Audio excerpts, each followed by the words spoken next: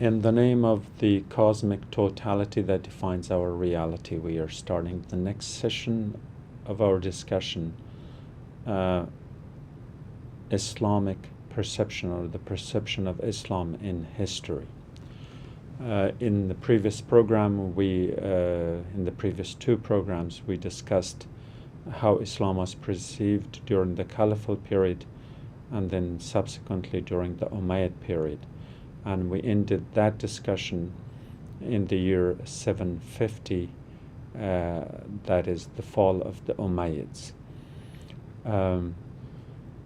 We didn't say much about why the Umayyads fall, but I think there was the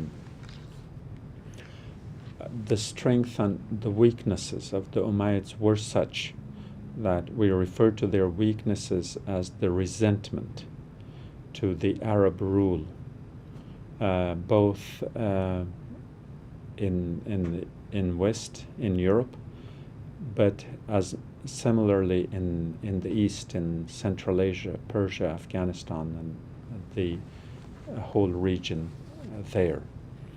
The end result was that it was these resentments that led to the formation of independent states here and there, or rival groups who challenged the Damascus authority directly. And since there was already a resentment within the Arabs, who felt rightfully so that Islam as a religion was hijacked by the Umayyads, and so the Arabs themselves were equally resentful of the Umayyads and wanted to fight them, eliminate them, or bring them down. And at the end, that did happen. So a coalition of both forces within Arabia proper, along with forces that came from the East, were able to bring down, to defeat the Umayyads and transfer power, both geographically in terms of its center from Damascus to Baghdad, but also in terms of its primary focus, that the new order that was called Abbasid, named after Ibn Abbas, or Abbas, the uncle of the Prophet. The idea was to restore not just the glory of that Islamic dynamism under the early Caliphal period, but in a way to honor and respect the universality that Islam had gained in this period as it had become a more inclusive community. Although all the ideals were eventually not really recognized, not realized by the Abbasids, but for the most part they were pretty good, or at least it was a substantial improvement on what the Umayyad had established. Well, the Umayyads fell from power in Damascus, but they did not disappear. The last ruler escaped and headed west, and eventually established the Umayyad rule in Al-Andalus, in Iberia, in modern Spain. So for a time there was that rivalry, if you want to call it, or rather that the Umayyads became a separate state, while it was the Abbasids who expanded their rule and replaced the Umayyad rulers. The Abbasids they de-emphasized the Arabism for several reasons. One, that the Umayyads had raised Arabism above Islam, so the Abbasids reversed that. The second thing was that the Abbasids had come to power with the help of many non-Arabs from the east, including the Barmakis and the Khurasanids under Abu Muslim. And so therefore this new order, by virtue of that necessity, had to be much more pluralistic and much more inclusive, and with the necessary component of de-emphasizing its Arabism. But the Abbasids are the period starting with the year 750 until 1250, which is the High Abbasid period. But then it continues on in one form or another until the year 1500. This is a much longer period of time that we are analyzing, and we probably won't be able to do all of that, but we'll try to explain and share with you as much as possible. So in the High Abbasid period, we had a state that was coming out of the suppression of the Umayyads, where everything had to be defined sort of politically, and here the polity, the state, the establishment was open to accepting new ideas. Let's talk about the international dimension of it. The international dimension of it coincided as much with the rise of, as there was the rise of Islam as a religion, as an ideology, and as a new faith community. There was a devastation of Zoroastrianism that we referred to in the earlier program, that it was on a decline due to a lot of political corruption and to some degree of religious corruption as well. But now the Christian Europe, or rather Byzantium, was also entering a dark age, that of iconoclasm. This had already begun during the Umayyad period, a period where Christian orthodoxy became so authoritarian and so exclusive that anything non-Christian had to be destroyed, eliminated, marginalized, as well as individuals being excommunicated, communities too. And one of the effects of this age of iconoclasm in Europe was that campaign to destroy any monuments, or rather more paintings and images and pictures that were considered not Christian. Somehow analogous to what is going on in the Muslim world now in the turn to the 21st century.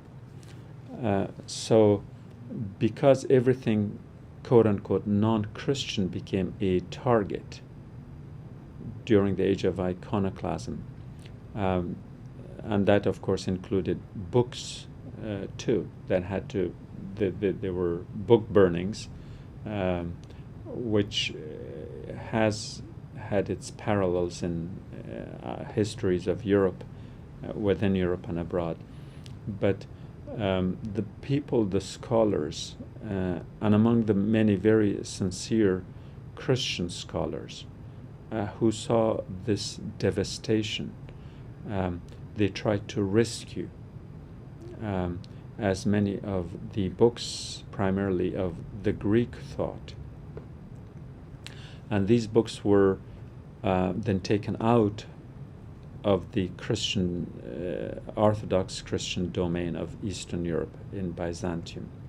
And they found their place in Jundashapur, in Baghdad, in Damascus, in other Muslim centers of learning.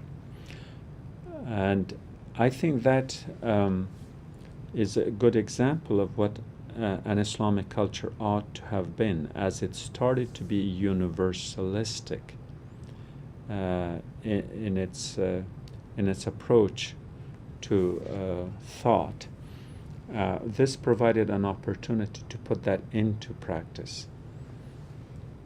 One of the early Umayyad caliphs, or rather a contender to the throne, Khalid, the brother of Yazid, was a very enlightened individual who invited Christian and Jewish scholars to bring these books that were threatened to be burned in Europe to be brought to the Muslim lands. But eventually in Baghdad they established what are known as they would be the equivalent of the learning centers that we have today, where they established centers where scholars will gather the books and the material, the written work, the philosophy and science and whatever else was available, to be brought, say, to these centers. They would be then translated by great scholars, generally Christian monks who were well versed in Greek thought and in the Greek language, to translate the work into Arabic.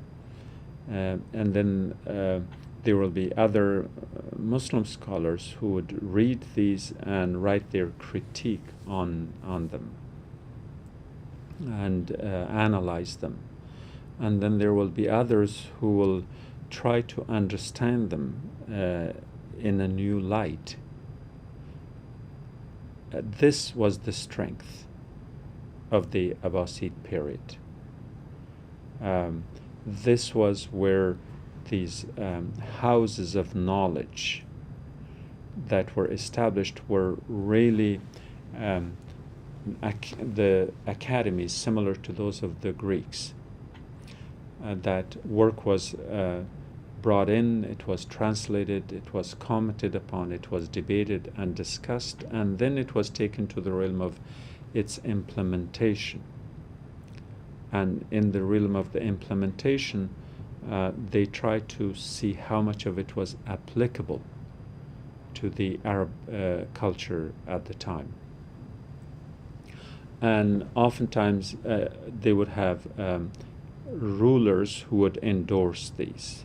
A practice that we subsequently find in Europe when Muslim work was brought into Europe, and they would translate it into Latin and other European languages that needed the endorsement of higher-ups in the Christian theocracy of Europe.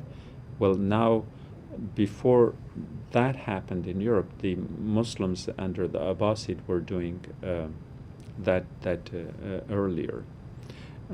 So in this Darul Hikmah, or the houses of wisdom that were established, they had not only sponsors, or rather people who, for lack of a better term, who had the bragging rights to these, that if anyone was anyone, they had to have these houses of wisdom under their name, under their suzerainty, under their direction. And so Baghdad became a hub of intellectual activity where Greek thought was brought in, and they tried to see how much of that would really work with the Islamic culture. And as a result of it, the Islamic philosophy, al-hikmah, evolved from the midst of this. So therefore, philosophy, the Greek word, and that in a way had given the impression that philosophy is the monopoly of the Greeks, was no longer so. So we had Al-Kindi, who is often called as the Arab philosopher, and subsequently Al-Farabi and Avicenna or Ibn Sina, who followed in the footsteps of both Al-Kindi as well as of the Greek thinkers, to find that aspect of it. Now this, the iconoclasm in Europe may have triggered this outflow of the great knowledge that the Greeks had that was threatened. But that wasn't the only one. And we should mention that had it not been for the Muslim states, we probably would have probably abandoned all Greek thought. That would have ended up in the bin of history. That would have been forgotten. That was disenfranchised, and in the years that followed, that Christianity became more of a theocracy. The control of that theocracy would not have allowed for the flourishing or the revival of the Greek thought under the Muslims. This is very significant, that yes, it was the Muslims whose universality, whose inclusion or inclusivity of the philosophical and historical traditions of others was very instrumental in the continuation and survival and revival of the Greek thought. There was an inflow also from Zoroastrianism. Like I said, that Zoroastrianism was this great religion, which in reality is perhaps the first of the monotheistic traditions, and unfortunately it has often been excluded because we have this Semitic monopoly of perception on monotheism being as the domain of the Semitic tribes. In the West, we often term it as Judeo-Christian, and then Muslims jump in and say, "Oh, yeah, we want to be in that too." So yes, Judeo-Christian, Islamic, but there is a missing link, and a critical one, and that is that before we give this monotheistic notion a Semitic identity, that it did have a, let's say, an Aryanic Central Asian identity through Zoroastrianism, where the foundation of the basics of monotheisms were already established, and these were expanded throughout the entire region during the First and Second Persian empires, more so during the First Persian Empire, the Achaemenids, the Hahamashi, or what I would more correctly call as Aqa Manishi, the early dynasty, which gave it a universalism that was probably not so well known in the Middle East. But regardless, so now under the Sassanids, when, as I said earlier, when the corruption of the state had corrupted the religion, or vice versa,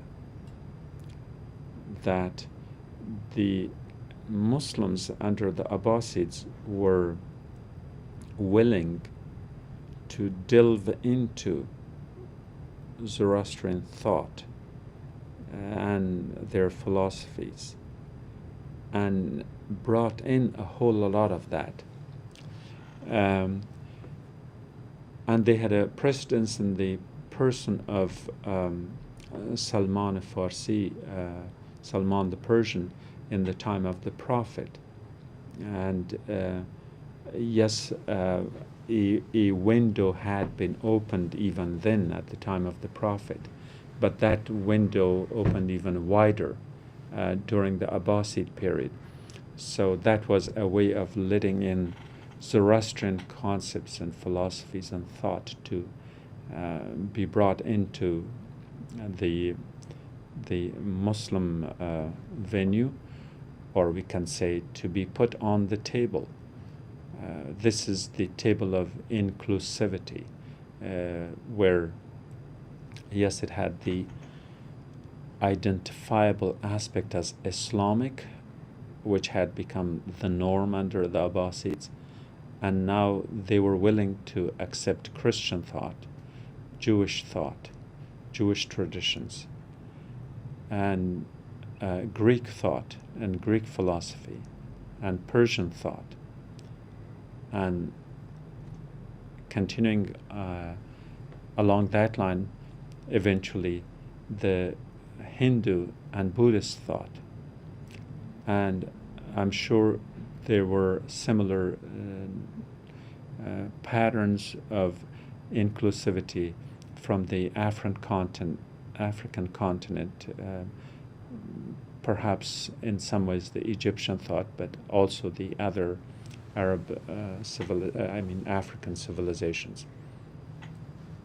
So the hallmark of the Abbasids was that of the inclusion, and this is what made Islamic universality, making it not just a reality but practical, and making people comfortable with it. So as Baghdad became the hub of activities, it was primarily the hub of intellectual exchanges, of these thoughts in science, in philosophy, inventions, and other creativities that the human culture in general knows. Now, before I go further into this, it should be noted that as Islam is entering now its civilizational phase, of course there were other civilizations. The difference was, just as Islam as a religion became a universal faith. By universal, I mean that the motto of the faith of Islam, that there is no God but God, La ilaha illallah, which is often translated as there is no God but God, but my personal take on that is slightly different. What it meant was that there is no God, like in the Arabic, La ilaha. Ilaha is spelled different than Allah in the same motto. So ilaha, in my interpretation, means the culturally defined gods, or a god defined and perceived culturally. Yes, it is stated in the singular, because it is talking about a principle. God culturally defined as a principle. That would have to be singular. But in practical terms, since cultures are many, then obviously the word Allah in that context, or the God, the culturally defined gods, have to be perceived in the plural. And then the second Allah is spelled as the God, the article, the definite article being an integral part of the name of God. And therefore, a more correct translation would be, in my humble opinion, there are no culturally defined gods, but a one universal God. And that one universal God, because it is not culturally defined, then it's truly universal. It's not just another God next to the ones that have been defined before. Now this, of course, is very ideal, and it's pretty close to the principles of how the God that Islam introduces is to be perceived. However, we know that in reality that image has been tarnished, because even Muslims themselves today, many of them, define God culturally, and therefore they are reducing it once more to a God, a pre-Islamic God, rather than a truly universal God. And of course, many Christians are equally responsible for this dichotomy of redefining God culturally so it can accommodate their perceptions and their sensitivities and sensibilities and their prejudices more than anything else, in creating the other in the light of a different God. Now, with this little detour into the theosophical realm, that when Islam introduced that one universal God, now in the Abbasid period, Islam as a civilization tried to do the same thing.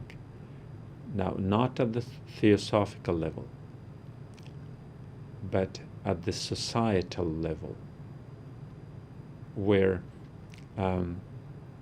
sciences, for instance, or philosophy and everything else, were no longer defined culturally, like in or cultural / civilizationally. I might be coining a word here.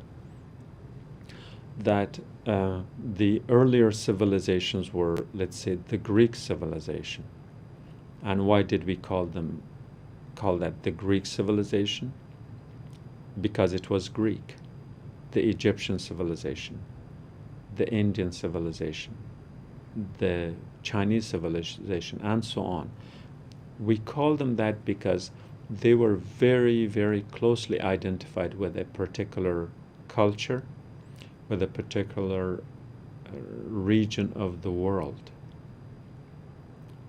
And in that, they could not have been universal, even though there is no denial that they must have borrowed certain ideas, because ideas cannot be prevented from traveling their own paths to the farthest corners of the world. But all in all, the Indian civilization was Indian more than anything else. Now, the Islamic civilization, unfortunately, in my opinion, is called Islamic only out of a necessity. And that necessity was established by its rivalry with the West, or rather with the Western Christianity's rivalry with the Muslim world. And since at the time of the Christian theocracy, the West was called Christendom, the world of Christianity, the domain of Christianity. then out of that necessity, everything that was outside of it, and here we are talking primarily about the East, so then the East had to be defined also in religious terms, just as the Christians had defined themselves in religious terms. We talked about that shift earlier, that before the fall of the Persians, Byzantium was its political rival, but with the rise of Islam, Byzantium became the religious rival of Islam and vice versa. So out of that necessity, the Muslim world was called the Muslim world. But the term Islam and Muslim were not used as much as it is used now, as a source of identity. We never called the Abbasids Muslims, because yes, they were Muslims, but they were ruling, they were caliphs over a society that was largely non-Muslim. And this fact is lost on many, that somehow we believe, and yes, in the Muslim world, as well as outside of the Muslim world, there is this belief that when Islam came, somehow everybody became Muslim. If not overnight, probably within a week or a month. And that when we talk about the Abbasids, because it has an Arabic name connoting an Islamic connection, that therefore the Abbasids were Muslims ruling over a Muslim state. Far from it. During most, or at least during the first half of the Abbasids, the great majority of their citizens were non-Muslims. Partly because, as we said earlier, that during the Umayyads, people were discouraged from converting into Islam, so they could fill their coffers with tax money, rather than being sidelined by the zakat option. So they established that, but it also strangely coincides with the Islamic belief system itself, is that there is no forced conversion. There were no mass conversions. Now, of course, the Abbasid period followed along that same line. So it took many centuries for the majority in these states to become Muslim. In places like Afghanistan, for those of you who are interested, we should realize that even in Afghanistan until the 1500s, we had the entire central high plateau that Hazarajat and Bamiyan and so on, they were not Muslims, and that was fine by everybody, because that was the norm. We had the eastern provinces that today we call Nuristan. They were not Muslims. Those are just to share with you examples that this was the trend. These things did continue. A lot of the scholars that we often refer to, poets like Rodaki and others, many of these were not Muslim. Just because we culturally identify with them, we automatically assume that they would be Muslims. Not only that, but even philosophers of the highest ranks, such as Fakhr Razi and others, they rejected some of the I would say basic or more core principles of Islam through philosophy. They were not necessarily in line with that thought, and Muslims did allow that. Um, at the societal level, the Abbasids was a pluralistic society, as I said earlier, in terms of the science and philosophy and the knowledge that they borrowed from the other neighboring cultures and brought it to the table to be shared. At the societal level too, people intermingled and interacted with one another. And by people I mean Muslims and non-Muslims, for the most part. The other great trait of the Abbasid period, in addition to the Dar al-Hikmah, or the houses of wisdom, were these places for scholarship, where whatever inventions people had anywhere, they were brought in. And what was so fascinating, unfortunately, and fortunately, I hope you don't get it as unfortunately, and fortunately because of the, shall we say, the logistics or the geographic setting, that if you look at the world community, the known world community at the time, excluding the Americas, and see it as the chessboard, then Arabia and Baghdad would be occupying the centerpieces of that chessboard, the central squares, rather. And so out of that necessity, even if people wanted, there was no way of avoiding it. If you had to go from Europe, say, to India, you had to go through the Muslim world. To give you Marco Polo as an example, for instance. If you were in China and wanted to go to Africa, you had to go through the Muslim world. And so this very, very strategically important territory, the center squares of this chessboard, allowed for a lot of cultural exchanges. And though that is the high point of the Islamic civilization, is that, yes, we do call it an Islamic civilization, but its hallmark is that it became the first universal human civilization, the first truly universal, because its roots had grown elsewhere,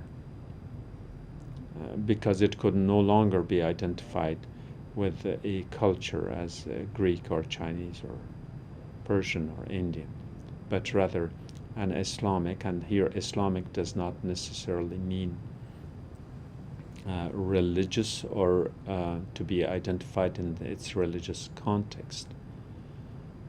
So again, the term Islamic here is more to be understood more as a civilizational force. Now, what were the perceptions in terms of positive and negative?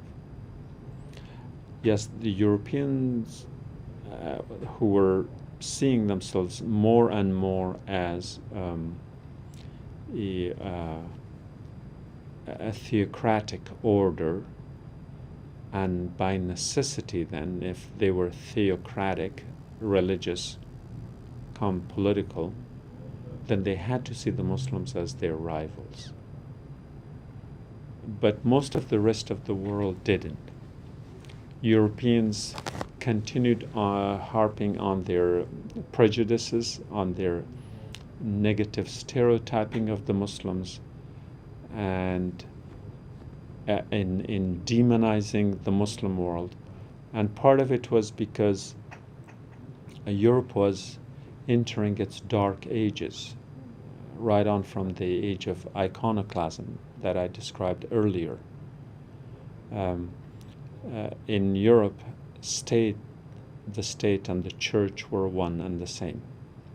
So therefore, its political power the threat to its political power was automatically perceived to be a threat to its religious authority as well. So political European leaders, as political and religious leaders, saw the Muslims as their great rivals.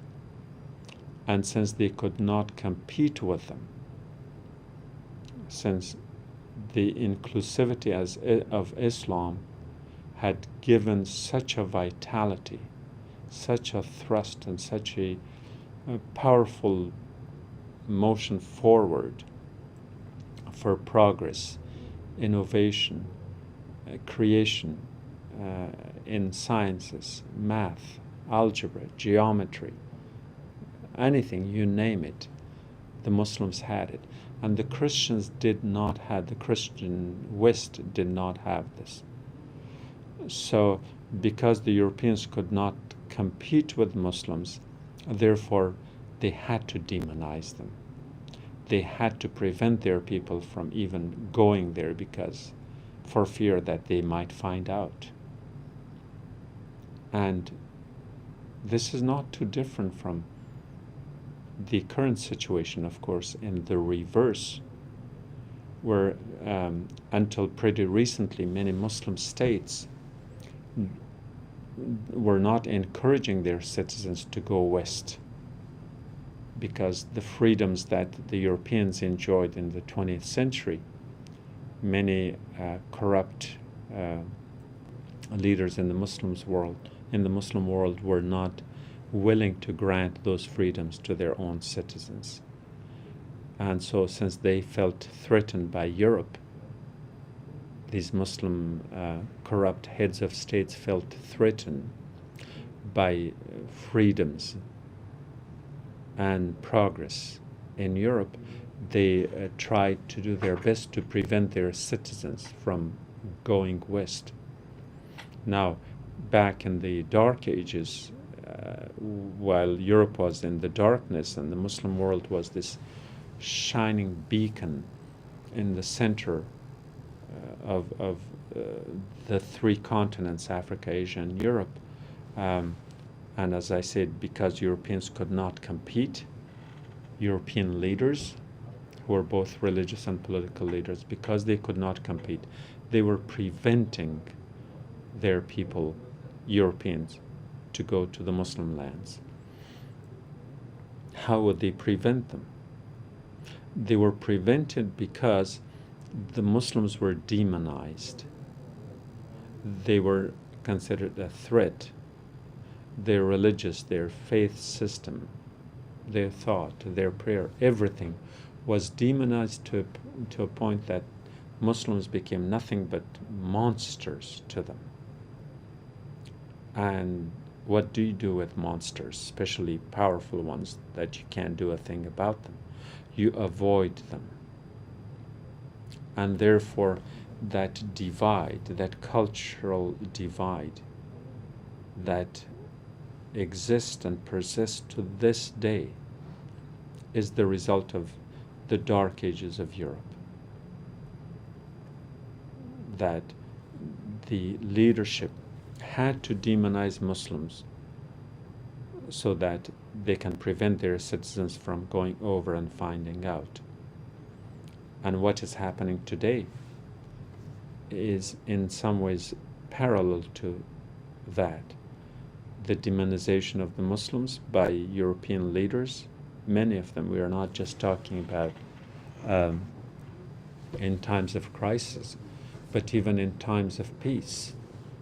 We know that when the government of Turkey applied for membership in the European community back in the 90s, we have statements made by the great, I don't know if great is the right word here, but by well-known European leaders who felt so threatened by Turkey's membership that they presented it in terms no different from those in the Middle Age, that, oh, we don't want Islam to come to Europe.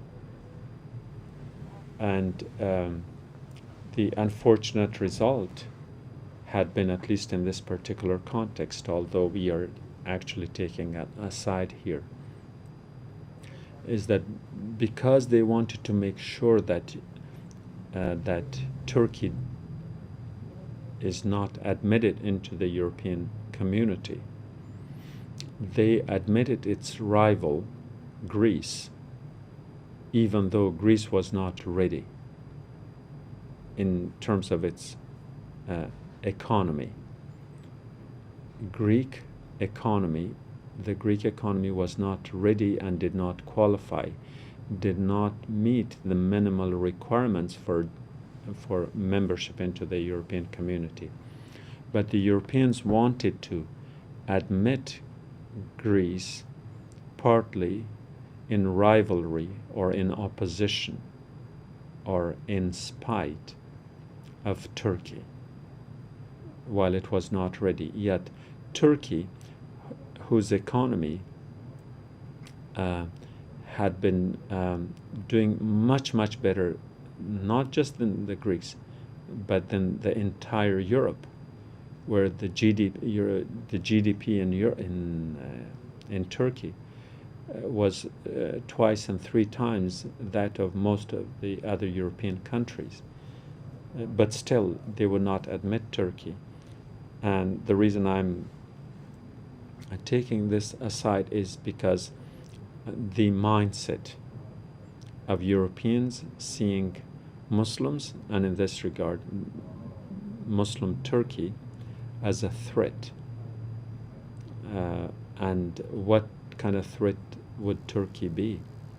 And it's often referred to, even the immigrant Muslim community is seen as a threat to European culture.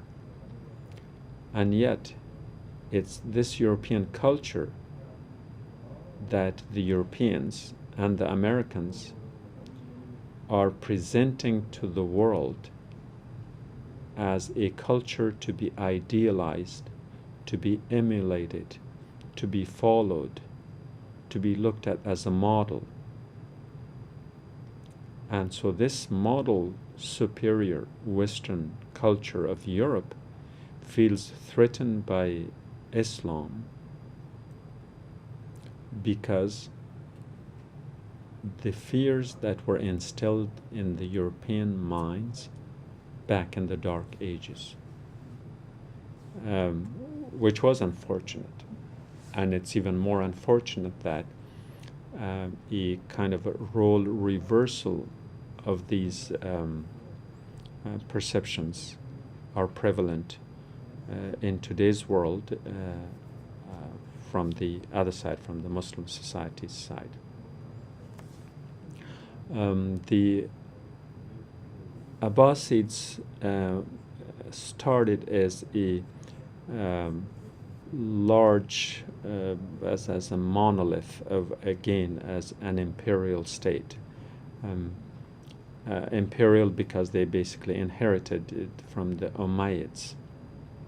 But being emphasizing that element of inclusivity and having enough of power sharing in terms of the ethnic makeup of the higher ups, at least in the earlier stages, the Abbasids could not prevent its own fracturing, so to say, of the Abbasid Empire, because eventually and slowly and gradually many provinces and many regions, especially those farther out and beyond reach, declared their independence. And this was an impetus for this Islamic civilization to branch off from that center core, which was Baghdad. And in a short time, the subsequent states that were established by the Tahirids in Afghanistan, for instance, and later by um,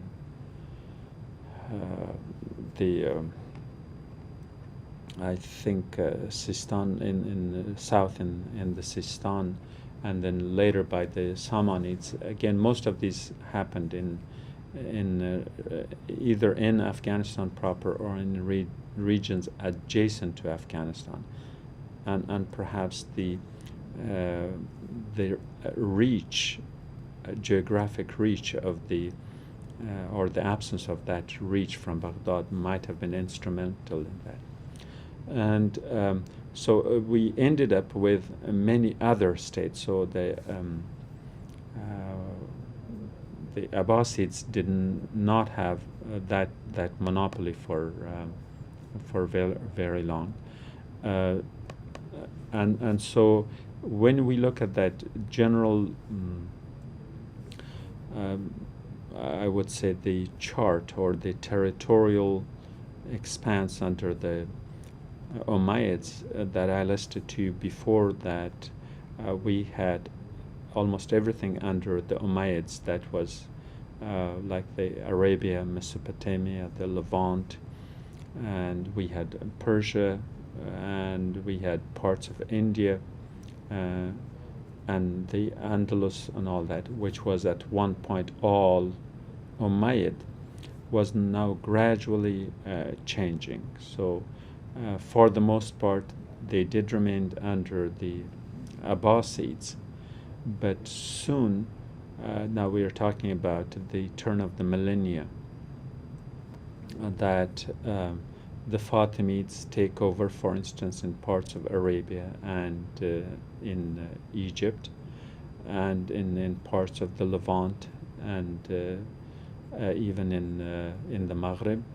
And then later we have the Ghaznavids that take over in Afghanistan, and of course before that we have the Samanids, and later we have the establishment of the Sultanate of Delhi in India, and we then end up with the Ayyubids, again in Arabia and Levant and Egypt, and then we have the Mamluks that come to power in Arabia, and then we have in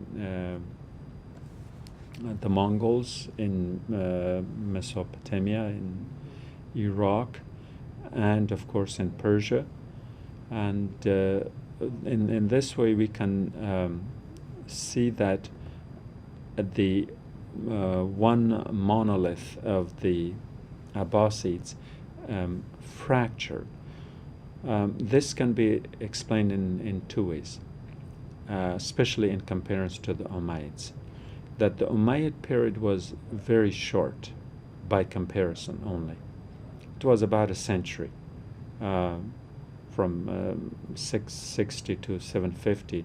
So because it was a short period of time, its rise to power did not continue long enough for this rise to eventually lead to a gradual fall. And in the gradual fall, there is generally a gradual disintegration and separation and internal rivalries and the rest. The Umayyads did not have that, because they were there for a short period of time, and so their disintegration was rather sudden, other than transferring power over to Spain, to Al-Andalus. But in the rest of the Muslim lands, they just fell from power rather suddenly, or rather rapidly. Whereas the subsequent period in my classification that starts with Abbasids, we are now talking about the period between 750 to 1500. That is almost 7 centuries there. So this is a much longer period of time, and sustaining and maintaining a large empire as it was in the beginning would be rather difficult. There's also the element of the diversity of the population and so on. And so this period doesn't necessarily have to be called the Abbasid period. I'm talking about this, what I call the civilizational period. But rather, the civilizational title and label ought to be seen as the primary one, and within that, the Abbasids played a key role, partly because they occupied the center squares of the chessboard, and I hope you're not tired of my analogizing this too much, but also because as I said, that the establishment of other, let's see, competitive, if not rival, states around the Muslim world, that I just mentioned some as the Samanids and the Ghaznavids and Fatimids and so on, and the Ayyubids. They allowed for that rather than rivalry, but rather than rivalry, it allowed for a duplication. In other words, everything that was initially in Baghdad was no longer in Baghdad because other cities tried to rival Baghdad. So these centers of learning, these centers of sciences, these centers of arts and of letters and of medicine and algebra and so on, they spread out. And within a few centuries, there were many Baghdads around the world. For instance, there was Ghazni, and there would have been Fustat, and there would have been subsequently an Asfahan that came into existence, and there would be Delhi in India, and many of these cities rivaled Baghdad and rivaled it very effectively and very positively, and they each developed their own character. And this, the development of this character took us back to that initial message of Islam being universal. And the universality was such that it had, of necessity, had to be de-Arabized. In other words, people accepted Islam as a faith, not as a cultural or racial identity. They don't have to be Arabs to be Muslims. And the end result, and of course here we are jumping over centuries, that in today's world, one of the great misperception that was established at the time of the Umayyads, as we discussed this earlier, that an Arab equaled a Muslim and a Muslim was synonymous with an Arab, no longer holds true, although the perception persists. That today Arabs barely constitute 13% of the Muslim world. And that is, especially when you look at it from the Western perception, people are generally shocked by hearing that Arabs are less than 13% of the Muslim world. So who are the Muslims?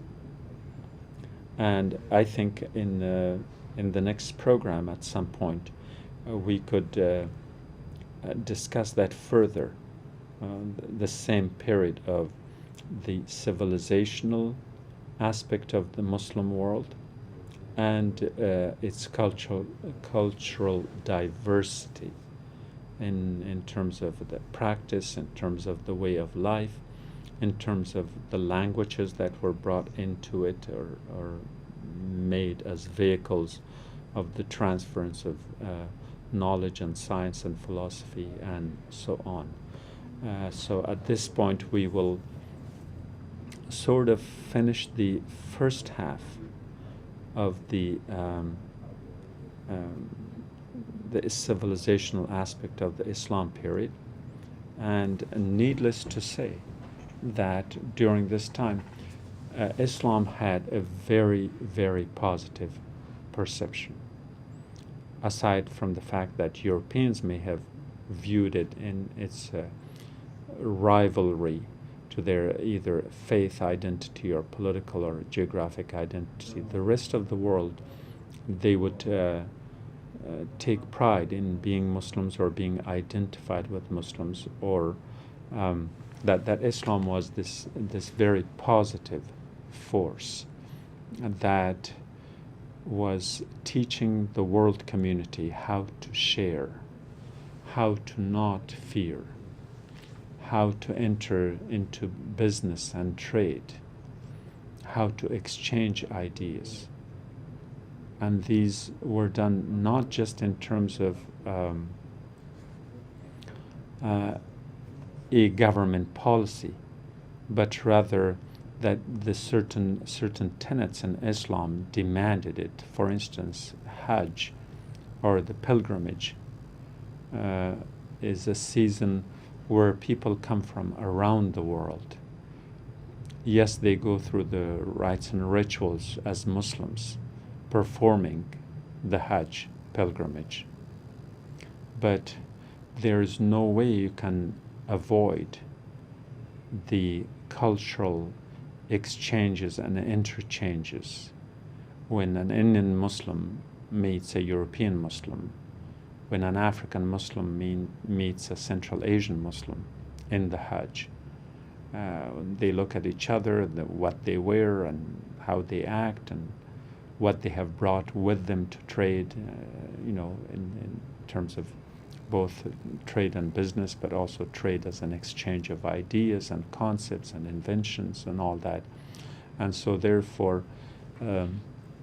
even the ritualistic aspect of Islam contributed to this ever expansion of, or ever expanding elements of inclusivity. We will take up this topic from here on in the next session, where we will continue the second part of the civilizational aspect of Islam and how that perception evolved. Until then, we bid you peace. Have a nice day.